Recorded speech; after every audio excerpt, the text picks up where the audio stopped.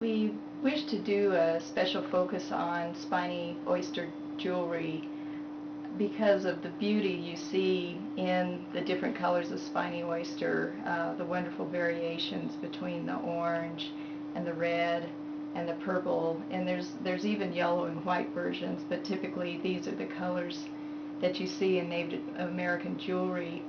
And shell has been a part of Native American jewelry from many centuries ago. This is a wonderful book done by a friend of mine, Paula Baxter, called the Encyclopedia of Native American Jewelry. And in here it shows some shell jewelry from the Hohokam culture dating from 900 to 1200 AD. So shell has played a very long and important role in Native American jewelry. But Spiny Oyster itself is actually a newcomer as a material in the jewelry. It really came into play in 1976. It is found down in the Sea of Cortez in Baja, down in the Baja Peninsula of Mexico.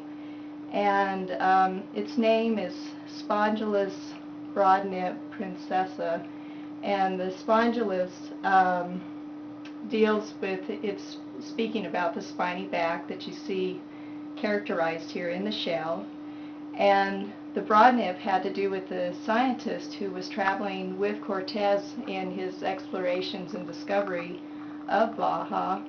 And when Cortez took this shell back to the king of Spain, the king's daughter so liked this shell that that's where the princess came in to its name.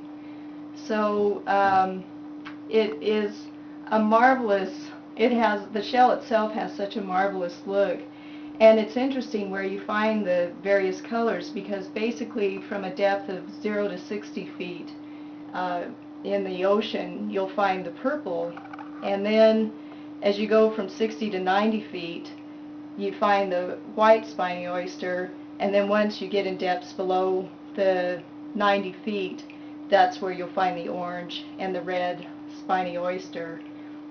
So I think that it is so loved by contemporary silversmiths in working with it, just because there's such great character to the shell itself, not only in the raw form, but as you see what happens to it when it is created into jewelry.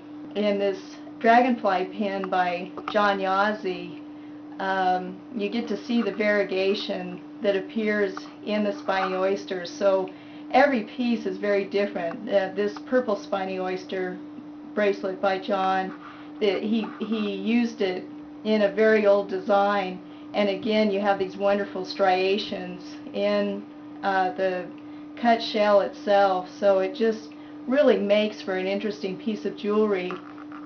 And this most recent piece that came in from Vernon and Clarissa Hale, what I liked about it is that it really shows the character of the shell itself, and so I think enhances the overall look of the bracelet when you see that they, in their stamp work, that they also included some old type of designs. So even though you're looking at a material that has been introduced very recently, there's something about it that gives a very wonderful old flavor to the jewelry.